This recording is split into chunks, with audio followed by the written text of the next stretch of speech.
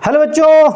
तो sample model paper क्या है कि बच्चे पीछे पड़े हैं, एमसीक्यू दे दीजिए, सैंपल मॉडल पेपर दे दीजिए। अब ये बताओ, एमसीक्यू सैंपल मॉडल पेपर ही पढ़ना है, थ्योरी नहीं पढ़नी है।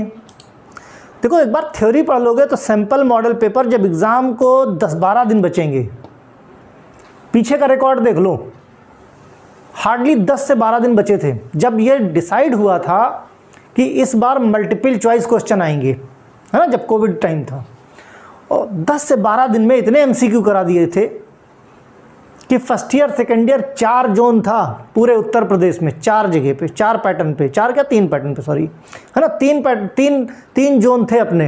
एक मेरठ साइड का था, एक प्रतापगढ़ साइड का था, एक अपना था बहराइच साइड का। तो कहीं ऐसा क्वेश्चन नहीं आया जो मेरे एमसीक्यू के बाहर का आया हो। तो इसलिए उसके लिए परेशान मत हो, एमसीक्यू इतने करा दूंगा कि लगभग सब हो जाएगा, सब के सब। अब बच्चे पूछते हैं किताब बता दो। बुक बता तो मैं दूं, लेकिन पहले मुझे तो कोई बुक समझ में आए। जो बुक अवेलेबल है मार्केट में, एमसीक्यू तो एमसीक्यू होता है, देखो सीधी सी बात है, लेकिन उसके आंसर देखो। कोई भी एमसीक्यू की बुक अगर आपके पास है तो एक चीज़ का बहुत ध्यान रखना, हर एक आंसर को चेक कर लेना। मतलब 20-25% आंसर गलत दिए हुए हैं। अब अगर इतने गलत दिए हैं तो एग्ज़ाम में अगर वही आ गए तो समस्या में फंस जाओगे।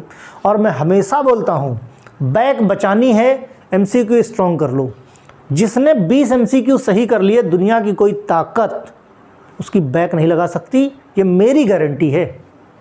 20 नंबर मिल गए, आपको 24 ही तो लाने हैं एक्सटर्नल में, 20 एमसीक्यू से मिल गए, 4 और इधर उधर से व्यवस्था कर लेनी है, 16 तो आपके कॉलेज से जाएंगे, 40-40% ही तो आपका पासिंग मार्क होता है। ठीक है, तो कुल मिला के इसके लिए परेशान होने की ज़रूरत नहीं है। तो आपका आज जो है डिसाइड क्या हो, फार्मास्यूटिक्स का सैंपल मॉडल पेपर दे दिया जाए, क्योंकि बहुत पीछे पड़े हो आप लोग। चलो भाई, सैंपल मॉडल पेपर दिया जाएगा। ये पहला मॉडल पेपर है, इसके बाद मैं एमसीक्यू की प्रैक्टिस करवाऊंगा, किस पैटर्न पे आता है, क्योंकि अभी भी पैटर्न ही लेके बच्चे घूम रहे हैं। भाई देखो, सीधी बात है कि 3 घंटे का पेपर होगा आपका, ये तो आपको पता है। ठीक, 3 घंटे के पेपर में कोई संदेह नहीं। दूसरा, 6 क्वेश्चन लॉन्ग के होंगे, लॉन्ग क्वेश्चन करने होंगे, ठीक है, जिसमें से 7 दिए होंगे और 6 आपको करने हैं। ठीक उसी तरह से शॉर्ट आंसर की बात की जाए, 3 सेक्शन में डिवाइड होगा, लॉन्ग, शॉर्ट और मल्टीपल चॉइस, ठीक, या MCQ, fill in the blanks, true and false वगैरह वगैरह, या आंसर इन 1 सेंटेंस। तो 11 क्वेश्चन दिए होंगे शॉर्ट के, जिसमें आपको 10 करने हैं और सभी 3-3 नंबर के होंगे। 20 क्वेश्चन आपके एमसीक्यू बेस्ड होंगे, जिसमें मल्टीपल चॉइस भी हो सकता है, फिल इन द ब्लैंक्स भी हो सकता है, आंसर इन 1 सेंटेंस भी हो सकता है। ठीक है, तो इस तरह से कुल मिला के आपके 80 नंबर की व्यवस्था हो जाएगी। तो ये तो बोर्ड का पैटर्न है, शुरू करने के पहले डालना जरूरी, क्योंकि उसके बाद भी बच्चे चिल्लाते रहते। इतने मैंने सैंपल मॉडल पेपर बना दिए कि अब तक बच्चे कंफ्यूज हैं, सर कैसे आएगा। तो अच्छा है, ये भी बता दो, फर्स्ट ईयर का है भाई, फाइनल ईयर वाले इसमें बिल्कुल परेशान मत होना, नहीं तो सर एमसीक्यू आएंगे क्या, मेरा पैटर्न भी चेंज हो गया, वो परेशान होने लगते हैं। तो पार्ट ए की बात करें, मतलब लॉन्ग आंसर, इसमें आपको 7 क्वेश्चन दिए होंगे, जिसमें 6 करने हैं और सभी के सभी क्वेश्चन जो है 5 नंबर के होंगे। ठीक, तो इस तरह से 6×5 = 30 नंबर आपको यहाँ मिल जाएंगे। क्वेश्चन किस तरह से आएंगे, बहुत इंपॉर्टेंट क्वेश्चन लिया है मैंने, ठीक है, तो इसलिए क्वेश्चन भी इंपॉर्टेंट, और ऐसी कई सीरीज़ अभी आएंगी, सिर्फ इनको सॉल्व करते रहो, आपका काम उम्मीद है पूरी तरह से हो जाएगा। शॉर्ट नोट देना है भाई, आई ऑइंटमेंट और लिनीमेंट में जो टॉपिक मैंने अभी नहीं पढ़ाए हैं, उनसे मैंने क्वेश्चन कम लिए हैं, वो टॉपिक भी जैसे जैसे कवर कर दूंगा, क्वेश्चन उसके भी इंपॉर्टेंट दे दूंगा।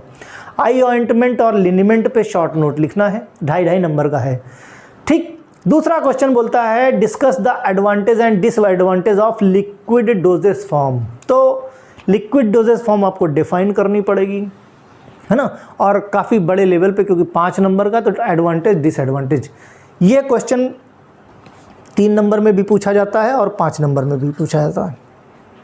बहुत सोच समझ के लिखना, ठीक, ये नहीं कि बुक में तो सर 4 एडवांटेज और 4 डिसएडवांटेज लिखे हैं, तो टोटल 8 लाइन लिख दें तो 8 लाइन में बेटा 5 नंबर नहीं मिलेगा।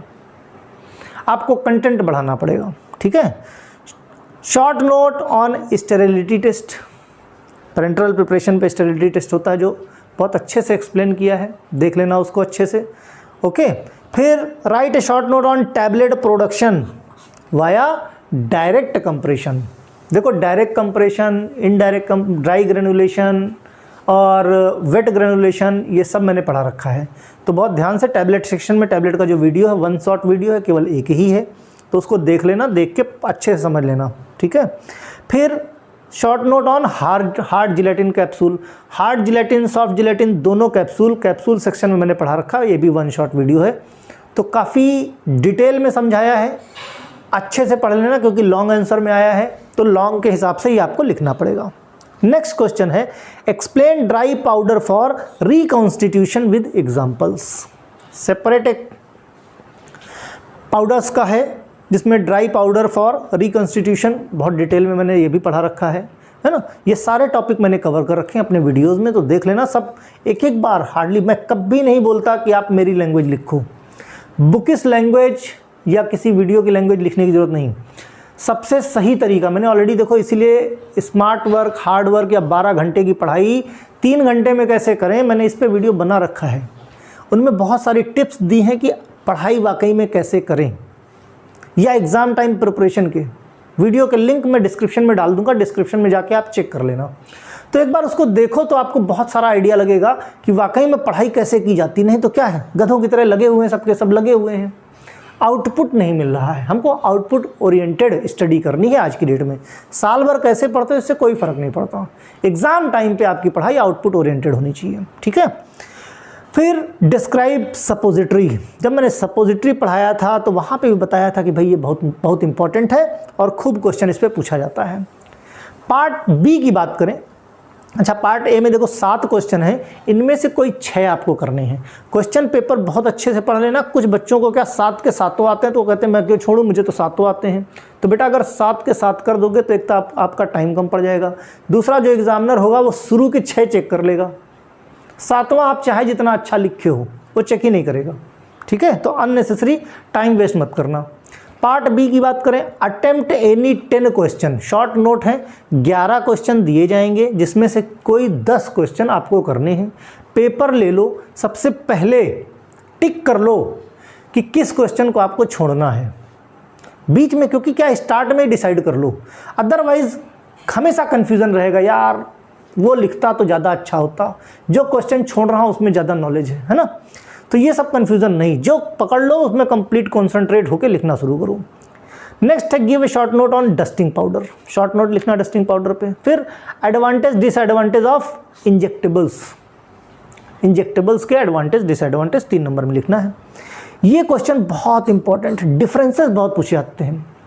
Difference between flocculated and deflocculated suspension की बात की जाए तो डिफरेंस जितने भी मैंने पढ़ाए हैं, है ना, चाहे ऑइंटमेंट लेनीमेंट के हों, चाहे क्रीम के हों, चाहे पेस्ट के हों, देख लेना। इसलिए क्योंकि डिफरेंस अगर आपको आ गया तो आपको डेफिनेशन में कन्फ्यूज़न नहीं होगा कि क्या होता है एलिक्सर, क्या होता है लोशन, क्या होता है क्रीम, क्या होता है पेस्ट। अगर डिफरेंस नहीं पढ़ोगे तो काफ़ी कुछ एक जैसा लगने लगेगा, सारी सेमी सॉलिड डोजेस फॉर्म एक जैसी लगेंगी, लिक्विड डोजेस फॉर्म एक जैसे लगेंगी।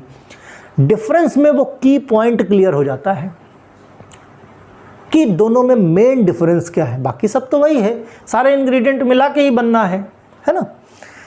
फिर short note on pyrogen testing, बहुत इंपॉर्टेंट है। पायरोजन टेस्टिंग हमने रैबिट पे बता रखा है, लाल टेस्ट बता रखा है कैसे करना है ना।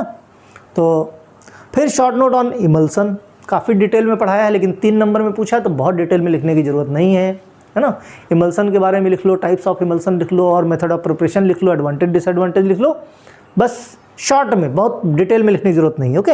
फिर difference between gel and ointment, ointment और जेल के बीच में क्या डिफरेंस है। डिफाइन नेजल प्रिपरेशन, सब देखो यही क्वेश्चन डिफाइन नेजल प्रिपरेशन ये 5 नंबर में भी पूछा जा सकता है, क्योंकि जब मैं पढ़ाऊंगा या कोई भी टीचर पढ़ाएगा तो वो ये सोच के पढ़ाएगा, हम तैयारी लॉन्ग के हिसाब से कराते हैं। जब ज़्यादा पढ़े होगे तो उसको शॉर्ट कर सकते हो, लेकिन जब शॉर्ट पढ़े होगे, हम 3 नंबर की तैयारी कराएंगे, 5 नंबर में आएगा तो नहीं लिख सकते, कैसे एक्सटेंड करोगे, खींचोगे उसको, रबड़ थोड़ी है, ठीक है। वो तो नॉलेज है, आप मीन्स अगर शॉर्ट में लिखना है तो काफ़ी फालतू की चीज़ें काट दो, ठीक है। फिर define and classify syrup, syrup को डिफाइन और क्लासीफाई करो भाई।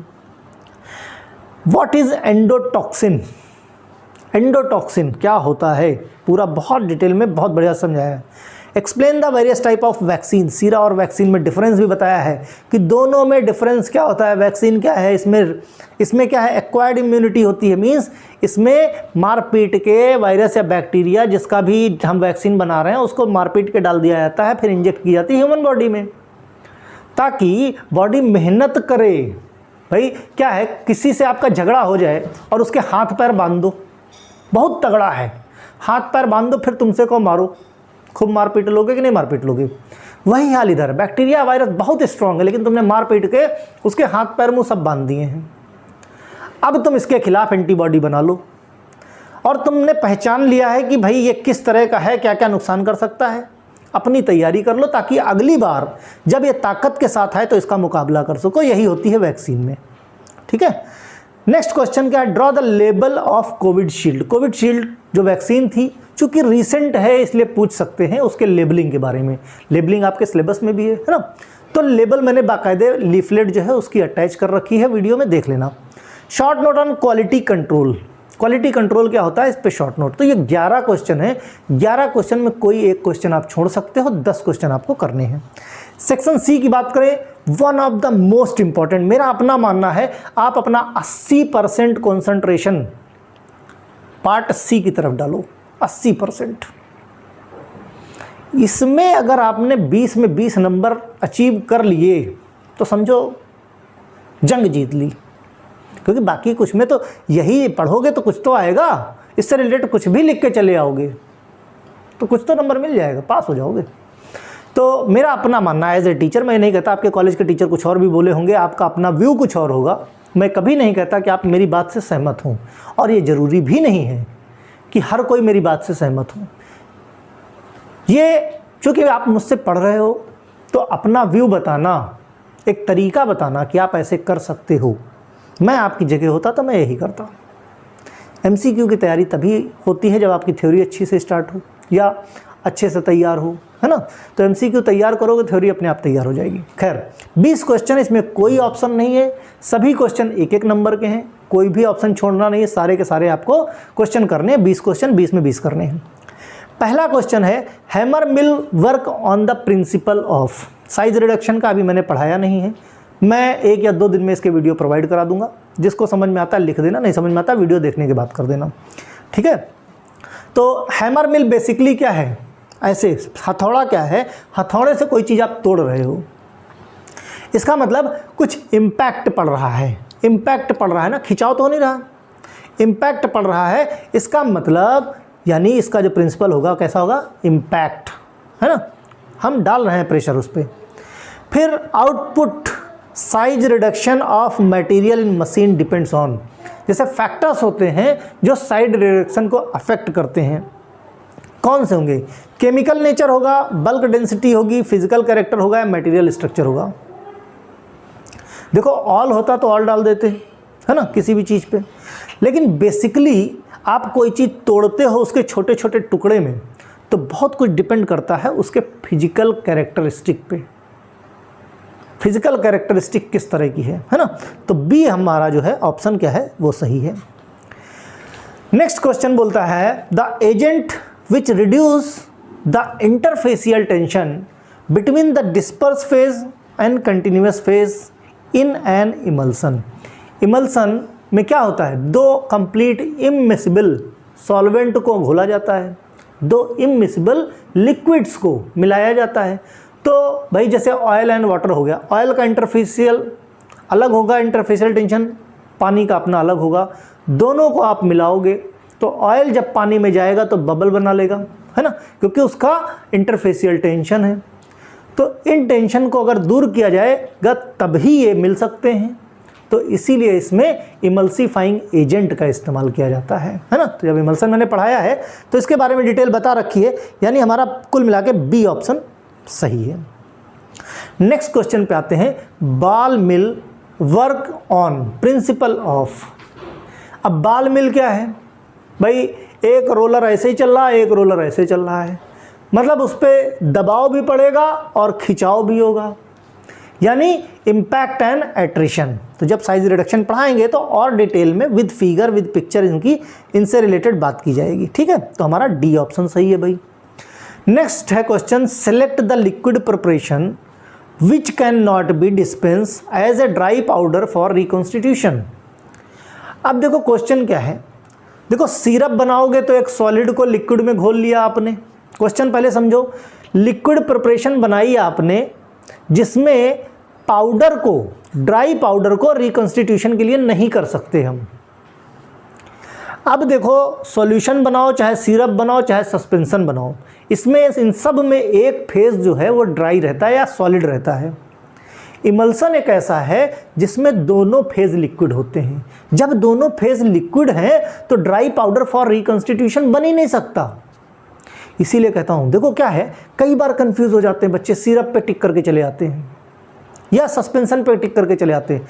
क्वेश्चन को ध्यान से पढ़ो, क्वेश्चन पढ़ो, चारों ऑप्शन पढ़ो, देखो क्या कहना चाहता है, आंसर अपने आप उसी से निकल के चला आएगा। ठीक है, तो हमारा बी ऑप्शन सही है। Oral emulsion are mostly oil in water, water in oil, oil in water in oil या ऑल। तो जो most of the oral suspensions होते हैं वो ऑयल इन वाटर होते हैं। ऑयल की क्वांटिटी कम होगी, वाटर इन ऑयल होगा तो क्या होगा, वाटर थोड़ा, ऑयल ज़्यादा। आप पियोगे तो क्या है, पूरे मुंह में ऑयली ऑयली सा हो जाएगा। इसीलिए ज़्यादातर जो इमल्सन ओरली दिए जाते हैं वो ऑयल इन वाटर के दिए जाते हैं। मैंने कहता सारे, इसीलिए लिखा क्या, मोस्टली, ज़्यादातर। ठीक है, which one is following the hydrophilic base for suppositories. Suppositories का देखो क्वेश्चन, देखो कोका बटर भी है सब, कल को अभी चिल्लाने लगोगे कि सर कोका बटर भी तो है सपोजिटरी का बेस। वेटेप्सॉल, हाइड्रोजनेटेड ऑयल, ग्लिसरोजिलेटिन बेस है, लेकिन एक टर्म है, क्या है term, hydrophilic base. Hydrophilic base कौन सा है, दैट इज ग्लिसरोजिलेटिन बेस। जब सपोजिटरी पढ़ाई है तो वहां देखना ध्यान से, वहां बताया भी इस चीज को। नेक्स्ट क्वेश्चन है, which method is not used preparation of suppository. Hand rolling method, compression method, fusion method या लेविटेशन मेथड। तो लेविटेशन मेथड कहीं कोई यूज़ नहीं होता है, इसलिए हमने जितना भी हमारे सिलेबस में है, इसलिए ये आउट ऑफ द कोर्स है। तो जाहिर सी बात, कभी कभी ऐसे क्वेश्चन भी आते हैं जो दूर से पता चल जाते हैं, भाई ये नहीं है, ऑप्शन में नहीं हो सकता, यानी नॉट इन यूज्ड कौन सा है भाई, बी वाला है ना। नेक्स्ट है प्रोपाइलिन ग्लाइकॉल। क्या होता है भाई, what is propylene glycol. Water soluble ointment base होता है, इमल्सन बेस होता है, ओलिजिनस बेस होता है या एब्जॉर्प्शन बेस होता है। तो प्रोपाइलिन ग्लाइकॉल जो है आपका वाटर सॉल्युबल ऑइंटमेंट बेस होता है। नेक्स्ट क्वेश्चन बोलता है, विच स्टेटमेंट इज रॉन्ग। कौन सा स्टेटमेंट गलत है, किसके लिए, about effervescent powder granule contains drug mixed with. तो effervescent powder citric acid crystallization का देता है भाई, टार्टरिक एसिड है ना, sodium bicarbonate, carbon dioxide, citric acid, carbon dioxide, ये सब निकालते हैं कि नहीं निकालते। लेकिन ऑक्जेलिक एसिड का कोई रोल हमने, जब हमने पढ़ा, देखो हमेशा ध्यान रखो, इफरवेसेंट जब हमने पढ़ा तो वहाँ कहीं ऑक्जेलिक एसिड आया था क्या, नहीं आया था। इट मीन्स हमारा ये डी ऑप्शन सही है, ये स्टेटमेंट रॉन्ग है। ओके, नेक्स्ट क्वेश्चन है, ब्लड सीरम, ब्लड प्लाज्मा और टीयर्स।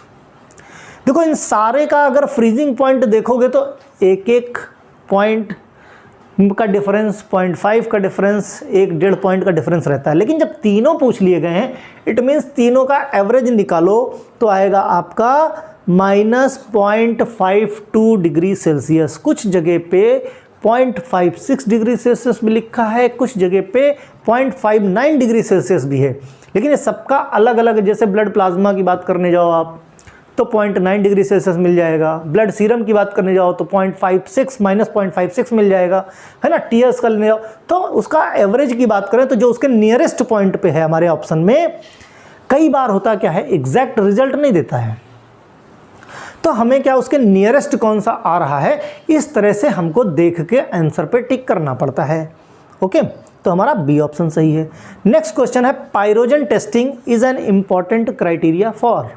पायरोजन टेस्टिंग किसके लिए है भाई, तो पायरोजन टेस्टिंग हमने पैरेंटरल प्रिपरेशन में पढ़ा। कहाँ पढ़ा, ना ओरल में, ना सपोजिटरी में, ना टॉपिकल में, हमने पढ़ा कहाँ पे, हमने पढ़ा भाई पैरेंटरल प्रिपरेशन में। ठीक है, नेक्स्ट क्वेश्चन है, the normal volume of tear fluid in the cul-de-sac of the human eye is about. अब भाई ये कुल डे सैक क्या है ना? कुल डे सैक का अगर हम इंग्लिश में ट्रांसलेट करें तो एक वेसल है, और वेसल क्या बॉटम साइड से क्लोज्ड रहती है, उसी को बोलते हैं कुल डे सैक। ठीक है, तो ये उसका इंग्लिश मीनिंग क्या है? ये कई जगह पे इस्तेमाल होते हैं ऐसे वर्ड, समझे, लैटिन या फ्रेंच वर्ड होते हैं, तो कई जगह पे ये इस्तेमाल होंगे, तो इनसे बी वेयर, सावधान रहना। तो बहुत ध्यान से, तो कुल डे सैक का मतलब कोई भी वेसल, तो यहाँ बात की किसकी जा रही है? टीयर फ्लूइड की बात की जा रही है। तो जिस वेसल में है, जिस बॉटल में है, वो बॉटम साइड पे क्लोज्ड है, यानी वन एंडेड क्लोज है, प्लास्टिक की बॉटल ना। तो 7 से 7 to 7 ml या 15 से 20 ml 1 लीटर की, या 7 से 8 माइक्रोलीटर की। तो cul-de-sac human eye is about जो वॉल्यूम होता है 7 से 8 माइक्रोलीटर के अप्रॉक्स होता है। ओके, यानी डी ऑप्शन हमारा सही है। Next, average droppers deliver about. जो ड्रॉपर्स होते हैं, जो आई ड्रॉप वगैरह में यूज़ होते हैं, उनका कितना भाई वॉल्यूम एक बार में डिलीवर करते हैं? 25 से 50 ml पर ड्रॉप, 15 से 30 ml पर ड्रॉप, 25 से 50 माइक्रोलीटर पर ड्रॉप, या 15 से 20 ml पर ड्रॉप। तो हमने जब पढ़ा है ड्रॉप के बारे में, तो हमने वहाँ पे भी देखा और बताया भी है कि ये कॉन्सेंट्रेशन ध्यान रखना, ये वॉल्यूम ध्यान रखना। तो 25 से 50 माइक्रोलीटर पर ड्रॉप ये वॉल्यूम डिलीवर करते हैं। Next, qualification mainly is a part of. Next 15वां क्वेश्चन क्या बोलता है? क्वालिफिकेशन। जब हमने क्वालिफिकेशन, वैलिडेशन, कैलिब्रेशन पढ़ाया है, क्वालिफिकेशन जैसे प्रोसेस का वैलिडेशन करते हैं, वैसे ही मशीन का क्वालिफिकेशन करते हैं। तो qualification mainly a part of validation, validation का ही एक पार्ट है, क्योंकि जब मशीन आपकी क्वालिफाई होगी तभी तो वैलिडेट करोगे आप प्रोसेस को। ठीक है, तो ए ऑप्शन सही है। नेक्स्ट है इन CGMP, C stands for good manufacturing practice के पहले C जो लगा दिया गया है, FDA ने जो लगा दिया है, उसका मतलब क्या होता है? क्रिटिकल, काउंसिल, क्लिनिकल या करंट। तो हमने वहाँ पढ़ाया क्या? Current good manufacturing practice. Okay, यानी डी ऑप्शन सही है। फिर assuring the performance of equipment means, ये कोई भी इक्विपमेंट है वो सही काम कर रहा है, ये कैसे पता चलेगा? कोई भाई IQ क्या होता है? Installation qualification. मशीन आई आपने, भाई आप सपोज करो क्या करोगे, वॉशिंग मशीन आपने खरीदी या एयर कंडीशन आपने खरीदा, है ना? तो पहला काम क्या होता है? इंस्टॉलेशन। तो इंस्टॉलेशन से कभी पता चलेगा क्या कि ये सही काम कर रही है, इसका परफॉर्मेंस ठीक है? OQ, उसके बाद उसका OQ होता है। OQ क्या होता है भाई? ऑपरेशन क्वालिफिकेशन, चला के जस्ट देख लोगे, कूलिंग नहीं चेक करोगे, है ना? फिर PQ क्या है? परफॉर्मेंस क्वालिफिकेशन, मतलब अब हम टेम्परेचर चेक करेंगे, कूलिंग कितनी दे रहा है, या वॉशिंग मशीन में कपड़ा डाल के सफाई कितना कर रहा है, परफॉर्मेंस। तो परफॉर्मेंस एश्योर करने के लिए उसको परफॉर्म करना पड़ेगा आपको, यानी PQ से हमको पता चलेगा। और DQ क्या है? डिज़ाइन क्वालिफिकेशन, पार्ट ही नहीं उसका। ओके, तो यानी हमारा बी ऑप्शन सही है। 18वां क्वेश्चन बोलता है in India GMP stands manufacturing of pharmaceuticals of product are covered in किस शेड्यूल में? देखो, वैसे भी कहीं भी GMP आ जाए, शेड्यूल M, जो मैन्युफैक्चरिंग होती कंपनियां ये शेड्यूल M पे काम करती हैं। इनके अंदर यहाँ पे होता है गुड मैन्युफैक्चरिंग प्रैक्टिस या करंट गुड मैन्युफैक्चरिंग प्रैक्टिस, और ये आता है, it comes under schedule M। याद रखना, सबसे बड़ा शेड्यूल होता है, सबसे बड़ा। इंडस्ट्री में कैसे कैसे काम होगा, वो सब कुछ, कैसे मैन्युफैक्चरिंग होगी, कैसे पैकिंग होगी, कैसे लेबलिंग होगी, सब कुछ शेड्यूल M में आता है। ठीक है, नेक्स्ट है नॉन आयोनिक सरफेक्टेंट बेस्ड मल्टीलैमिनर और यूनिलैमिनर वेसिकल्स।